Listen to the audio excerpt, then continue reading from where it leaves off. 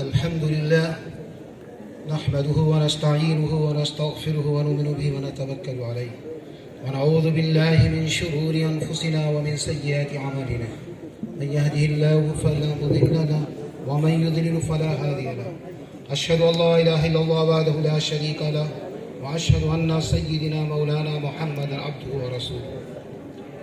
محترم، یقیناً آپ کئی گھنٹے سے مسلسل بیٹھے ہیں اور یہ صرف یہ ایمانی ایک زبردست ثبوت ہے آپ کا. کس چیز نے آپ کو یہ بیٹھا رکھا ہے؟ ظاہر بات ہے کہ یہ مشاعرہ نہیں ہے، لیکن تقریریں اتنی ہو چکی ہیں کہ بہرحال اس کو مقررہ کہنے میں بھی کوئی مطلب یہ نہیں ہوگا. اور جتنی باتیں کی گئی ہیں انتہائی عمل کے لائق ہیں اور بہت ہی اہمیت دی ہیں، اور یہ اکابر حضرات بڑا سفر کر کر کے تشریف لائے ہیں. اور آپ حضرات تھوڑی دیر اور، چونکہ اصل پروگرام جو ہمارے اکابر بیٹھے ہیں ان کا ہی ہونا ہے، اور اب تک انتہائی قیمتی باتیں ہوئی ہیں. اللہ جانے کون سی بات پر کس کو اللہ توفیق دے وہ عمل کر لے، اس کے لیے نجات کا ذریعہ بن جائے.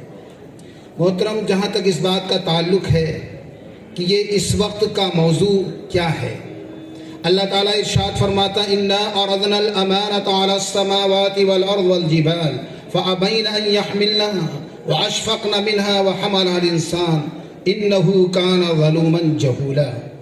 یہ آیت کریمہ میں نے جو پڑھی ہے اس کی وجہ کیا ہے کہ یہ مدارس اسلام کے قلعے کیسے ہیں، اسلام کا قلعہ بناتا کون ہے اور بنواتا کون ہے؟ یہ اللہ تبارک و تعالی اللہ یجتبی من یشاء ویہدی الیہ من ینیب. اللہ سب سے کام نہیں لیتا، اللہ جس کو چاہتا ہے اس کو منتخب کرتا ہے. آپ چند سال چند مہینے کے لیے جس کو چاہتے ہیں اس کو بھی کیا خوب اچھی طرح سے سمجھ کر بوجھ کر اس کو بناتے چنتے ہیں، اور اللہ جس کو چنے وہ ظاہر بات ہے اس میں کسی قسم کا کسی کا کوئی دخل نہیں ہوتا، یہ اللہ کا فضل ہوتا ہے. پروردگار عالم یہ اتنے بڑے بڑے قلعے کیوں بنوائے اور کس سے بنوایا؟ اللہ تبارک و تعالی. آپ اگر اصحاب صفہ کی تاریخ یاد کریں، صفہ کس چیز کا نام ہے؟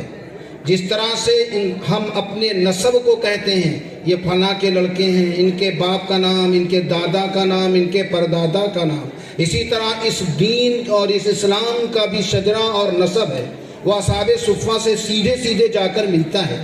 وہ اصحاب صفہ کہتے، عربی میں صفہ کس کو کہتے ہیں؟ وہ ایک چبوترا ہے، اور وہ چبوترا مسجد نبوی کے پاس ہے، اور وہ چبوترا مسجد نبوی سے بھی اونچا ہے. کیوں ہے؟ تقریباً 1 ہاتھ یعنی 1.5 فٹ اونچا رکھا گیا ہے تاکہ اندازہ لگ جائے، اس کا مقصد سمجھ میں آ جائے. مسجد نبوی بہت ہی محترم ہے اور بہت ہی اکرام اور احترام کے لائق ہے. آپ کتنے خشوع سے نماز پڑھ لیں، 7 گنا 10 گنا 70 گنا 700 گنا سے زیادہ ثواب نہیں، اور مسجد نبوی میں پڑھیں تو آپ کو 50,000 نماز کا ثواب کیوں ملتا ہے؟ لیکن اس کے باوجود اس چبوترے کو 1.5 فٹ اونچا کیوں رکھا گیا؟ پوری دنیا کو سمجھایا گیا کہ یہاں کے لوگوں کو سمجھنا اس کا معلم کون ہے؟ محمد رسول اللہ صلی اللہ علیہ وسلم ہے. اور اس سے پڑھا کس نے ہے؟ اصحاب کرام نے پڑھا ہے. اگر اللہ کے نبی صلی اللہ علیہ وسلم نے صداقت کا درس دیا تو ابو بکر صدیق کو صداقت کا نمونہ بنا کر کھڑا کیا، صرف کہا نہیں کیا تھا.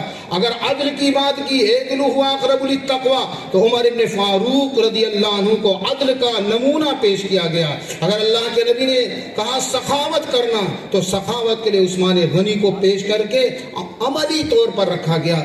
اگر کہا بہادر بننا، جسارت ہو، بے باکی ہو، تو حضرت علی رضی اللہ عنہ کو کر کے دیا. آپ یہ سمجھتے ہیں ایسے یہ سارا کچھ ہو گیا، ایسے نہیں کھڑا ہوا. یہ اللہ تعالیٰ بڑے اولو العزم اور دانش مند کو کھڑا کرتا ہے، اس میں 2 صفت پیدا کرتا ہے. ایک تو عزائم اس کے بہت بلند ہوتے ہیں، دوسرے اس کے اندر دانش مندی ہوتی ہے، عقل مندی ہوتی ہے. تب یہ قلعے کھڑے ہوتے ہیں. اور کتنے کتنے حالات سے گزرنا ہوتا ہے، کتنی مایوسیاں آئی ہوں گی، کتنی ملامتیں سنی ہوں گی، کتنے حالات پیدا ہوئے ہوں گے، اور اس کام کو کرنے کے وقت اللہ کے نبی صلی اللہ علیہ وسلم کو کتنا ستایا گیا اور کس حال میں آ گئے. فرمایا لعلک باخع نفسک الا یکونوا مؤمنین. یہی نہیں فرمایا، فرمایا ایھا المدثر قم فانذر وربک فکبر. ایک دم ایسی مایوسی کی حالات آتی ہے، اللہ کے نبی کہتے ہیں میرا جی چاہتا ہے پہاڑ سے اب گر جاؤں، اللہ تعالیٰ کہتا ہے یا ایھا المدثر، اے چادر اوڑھنے والے، کیا بات ہے، قم فانذر وربک فکبر، جب اپنے رب کی کبریائی بڑائی کا جب اس آدمی کے اندر وہ ولولہ پیدا ہوتا، ایقان پیدا ہوتا، ایذان پیدا ہوتا ہے تو وہ کھڑا ہو کر یہ کام کرتا ہے۔ محترم یقیناً آپ سب بہت ہی شکریہ کے لائق ہیں، لیکن آپ اندازہ لگائیں، حقیقت میں کہتا ہوں، اور کبھی کبھی حوصلہ افزائی کے طور پر حوصلہ بڑھانا چاہیے، مایوس نہیں کرنا چاہیے۔ یہ مولانا احمد سراج صاحب اللہ تعالیٰ نے ہیرا نہیں کوہ نور بنا کر بھیجا ہے۔ آپ کو ہمیں نہیں پتا، اجودھیا جیسی سرزمین پر آپ چل کر دیکھیں، آپ تو اپنے ہیں، غیروں کو دیکھیں۔ آپ کو معلوم ہے میں اجودھیا کا رہنے والا ہوں، اجودھیا رام جنم بھومی جسے کہتے ہیں، بابری مسجد، ستندر داس جو جنم بھومی کا مکھ پجاری ہے، توفیق بھائی آپ موجود تھے، آپ نے دیکھا، آپ وہیں مکھ بیٹھ کر ہمارے مولانا کے بغل وہیں بیٹھ کر آتے ہیں، اور آنے کے بعد تقریباً 70% غیر مسلم ہے، اجودھیا کی دھرتی بتا رہا ہوں، اور آتے تھے پوچھتے ہیں مجھ سے کوئی مولانا صاحب آ گئے، ارے بڑے مولانا صاحب آ گئے، ہاں ارے یہ تو یہ کام ہو رہا ہے، یہ اسلام کا کام، ادخلوا فی السلم کافہ، یہ صرف ایک محدود دائرے کے لیے آپ نہیں بنائے گئے ہیں۔ اگر آپ دیکھیں تو آپ کے علماء نے کیا کام کیا، صحابہ کی تاریخ تو بہت بلند ہے، جنہوں نے ابھی دیکھا ہوگا شیخ الاسلام حسین احمد مدنی رحمۃ اللہ علیہ کی تاریخ، عدالت میں جا رہے ہیں، کس انداز میں جا رہے ہیں، خوشامد کر رہے ہیں، گرگرا رہے ہیں، کپا رہے ہیں، کچھ نہیں، انگریز حکومت ہے اور یہ کہہ رہی ہے اسی عدالت بھری عدالت پر، اے حسین احمد تم نے کیا یہ فتویٰ دیا ہے، یہ فتویٰ دیا تھا کہ انگریز حکومت میں بھرتی ہونا جائز نہیں ہے، یہ دیا تھا تم نے؟ کہا دیا تھا، دے بھی رہا ہوں۔ کہا پتہ ہے تجھے اس کی سزا کیا ہوگی؟ حضرت حسین احمد مدنی رحمۃ اللہ علیہ فوراً فرماتے ہیں سن میں جانتا ہوں، اور کفن بھی دیوبند سے لے کر آیا ہوں تاکہ تیری منحوس کفن کی مجھے ضرورت نہیں، میں حق کلمہ کہتا ہوں اور کہتا رہوں گا۔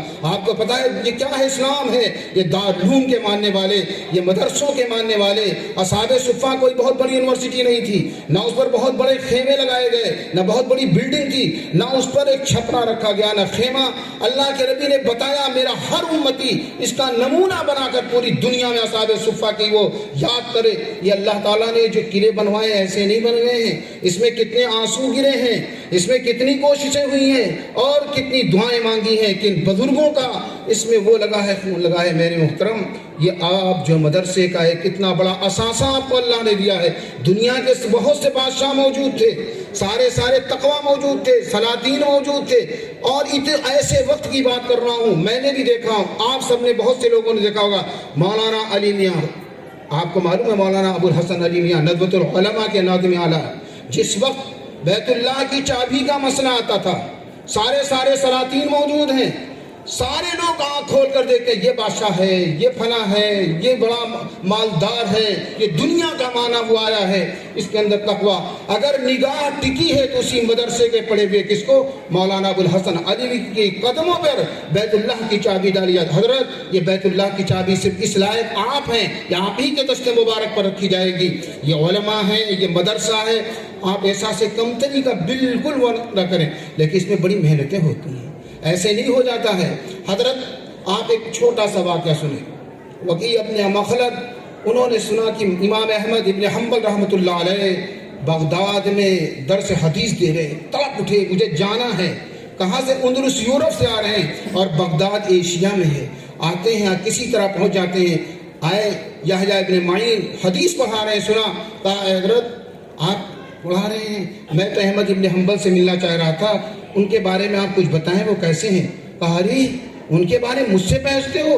اگر ان کے لباس میں، ان کے چادر میں تکبر بھی چلا جائے، گھس جائے، تب بھی ان کا کچھ نہ بگاڑ پڑے گا، اتنے بڑے متقی پرہیزگار ہیں۔ فرمایا ہے کہاں؟ کہا ارے وہ تو ان کو قید کر دیا گیا ہے، اور بادشاہ نے، وقت کے بادشاہ نے قید کر رکھا ہے۔ کہا اچھا ملاقات کا کیا ہوگا؟ علم دین حاصل کرنے کے لیے کتنی محنتیں ہوتی تھی، آج گھر گھر جایا جا رہا، در در جایا جا رہا، ان جگہ جا رہا، خوشامد کی جا رہی۔ اے میں اللہ کے بندو، اللہ کی کتاب کی حفاظت کرا لو، اللہ کے کلمے کا، اللہ کے نبی کے وہ فرمان کا۔ بہرحال آتے ہیں مکی ابن خلد، اور جانے کے بعد لوگوں سے پوچھا کہ ملاقات کب ہوگی؟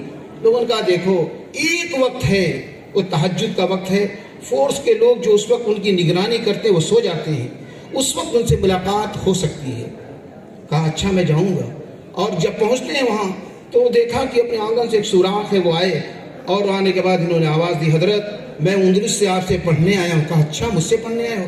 کہا ارے تم پڑھنے آئے ہو لہذا میں پڑھا تو نہیں پاؤں گا، اگر تم کو میں پڑھاؤں گا میری قید بھی بڑھ جائے گی، تم کو بھی سزا ہو جائے گی، تمہیں بھی بند کر دیا جائے گا۔ بہرحال انہوں نے کہا حضرت مجھے کوئی طریقہ نکال دیجئے، کچھ کر دیجئے، میں کس طرح ہوں، آپ کے پاس کیسے کچھ آتے ہیں لوگ؟ کہا میں نے سنا ہے حضرت کہ آپ کے پاس کچھ لوگ بھکاری بن کے آتے ہیں اور آپ بھیک دے دیتے ہیں۔ انہوں نے کہا ہاں ایسا تو کر سکتا، اگر میں بھکاری بن کے آ جاؤں تو؟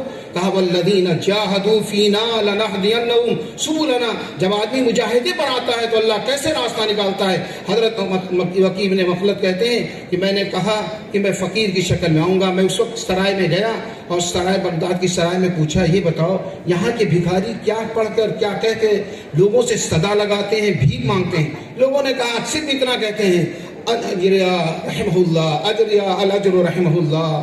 کہا یہ کہہ دو گے تو لوگ دے دیں گے، اور کرتے کیا ہیں؟ کہا وہ چیتھڑے باندھ لیتے ہیں، پھٹے پرانے کپڑے لیتے ہیں، جھولی لیتے ہیں، ایک ٹیڑھی سی چھڑی لیتے ہیں، اس طرح کرتے چلے جاتے ہیں۔ آپ کو اندازہ ہو کہ اس طرح وہ جا رہے ہیں، اور جانے کے بعد الاجر رحمہ اللہ کہتے گئے 4-5 گھر پہلے پہنچتے ہیں تو کوئی جو دے دیتا ہے، کوئی کھجور دے رہا، بہرحال اس طرح ہوتا رہا۔ جب حضرت کے پاس پہنچتے ہیں تو حضرت اتنی دیر میں فوراً حدیث سناتے ہیں، چونکہ نبی اکرم صلی اللہ علیہ وسلم اور امام احمد بن حنبل سے تقریباً 150 زمانہ گزرا ہے، کوئی 3 یا 4 راوی ایسے ہوتے تھے، حدثنا عن فلان حدثنا عن فلاں حدثنا فلاں کہ قال رسول اللہ صلی اللہ علیہ وسلم، تقریباً 3 حدیث روز بیان کرتے تھے۔ اس طرح حدیث بیان کرتے تھے۔ 3 سال گزر گیا، پھر جب خلیفہ معتصم ختم ہوا، خلیفہ متوکل علی اللہ جب آیا تو اس نے جب سنا کہا ارے یہ بتاؤ متقی پرہیزگار دیندار محدث جیل میں رہیں، شرابی جواڑی قاتل بدماش اور یہ سارے کے سارے دندنائیں، یہ ایسا نہیں ہو سکتا۔ جاؤ آج احمد بن حنبل کی رہائی ہوگی اور اعجاز اکرام کے ساتھ ہوگی، چوک کے اندر ایک شامیانہ لگایا جائے، سب کو دعوت دی جائے اور اس انداز میں دعوت دی جائے میں بھی آؤں گا اور ان کے سامنے زانے تزرمز میں ان کا شاگرد بن کر ان سے حدیث حاصل کروں گا۔ امام احمد بن حنبل رحمۃ اللہ علیہ کے سامنے جس وقت متوکل علی اللہ بیٹھتا ہے پورا مجمع ہل جاتا ہے اور لوگ کھنچتے چلے آتے ہیں، بڑا کثیر مجمع ہوا۔ اسی وقت وکیع بن مخلد بھی آ جاتے ہیں۔ حضرت امام احمد حنبل نے دیکھا، فرمایا ارے مرحبا طالب مرحبا، کھڑے ہو گئے اور اپنی چادر پیش کی، کہا ارے وکیع بن مخلد آ گئے۔ جیسے ہی دیا اپنے پاس بیٹھایا، لوگوں کی نگاہ پڑی۔ اب جب آدمی چاہتا ہے تو کس طرح سے اللہ پاک راستے کھولتا ہے۔ بہرحال کچھ دنوں کے بعد وکیع بن مخلد کا کیا وہ بیمار ہوتے ہیں، سرائے میں ہیں، فوراً پتہ امام احمد بن حنبل رحمۃ اللہ علیہ کو پتہ چلا کہ وہ بیمار ہیں۔ امام احمد حنبل رحمۃ اللہ علیہ جاتے ہیں، تقریباً 50,000 لوگ ان کے ساتھ جا رہے ہیں۔ لوگوں کا ارے پتہ ہے کون آ رہے ہیں؟ امام احمد بن حنبل سرائے آ رہے ہیں۔ دیکھا وکیع بن مخلد موجود ہیں، بارہ رفاق اللہ صحتک اللہ شفاک اللہ وہ دعا پڑھی اور اس کے بعد وہاں سے آتے ہیں۔ آنے کے بعد پھر وکیع بن مخلد کا ایک ایسا مقام ہوتا ہے۔ محترم مقصد صرف یہ ہے کہ اہل مدارس بڑے مجاہدات کے ساتھ اور بڑی محنتوں کے ساتھ آئے ہیں۔ پروردگار عالم نے ایک ایسا ہیرا دیا ہے آپ حضرات کو اور ہم سب کے لیے۔ یقین جانیے یہ کوئی ایسی خوشامدانہ بات نہیں ہے، ہم لوگ جانتے ہیں ہمارے یہاں غیر مسلم آتے ہیں، بہت سے آتے ہیں، کہتے ہیں وہ جو دیوتا کی شکل میں آئے ہیں ذرا ان سے ملا دیجئے۔ مولانا جاتے ہیں، گاڑی جب جاتی ہے آپ یقین نہ کریں اس گاڑی کو چومنا شروع کرتے ہیں۔ یہ بہت اچھے لوگ ہیں، ہاں الگ سے اس میں بہت سی کمیاں بھی ہیں خامیاں بھی ہیں، لیکن ان خامیوں کو ہم لوگوں نے اس کو نہیں چاہا کہ اس کو کیسے بدلیں۔ یقیناً ہم بدلیں گے، ان اللہ لا یغیر بقوم حتی یغیروا ما بانفسہم۔ اس طرح انقلاب نہیں آئے گا۔ انقلاب جب ہم بدلیں گے تو اللہ پورے کائنات میں انقلاب پیدا کرے گا۔ اللہ ہم سب کو سمجھ عطا فرمائے اور یہ جتنے حضرات تشریف لائے ہیں اللہ تعالیٰ ان سب کے آنے کو قبول فرمائے، ان طلبہ کو، ان منتظمین کو، اللہ تعالیٰ ہم سب کو جو کچھ کہا گیا ہے اللہ تعالیٰ جو کمیاں اسے معاف فرما کر اس کے خیر کا سب اور ہم سب کے لیے ذریعہ نجات بنائے۔ وآخر دعوانا الحمد للہ العالمین۔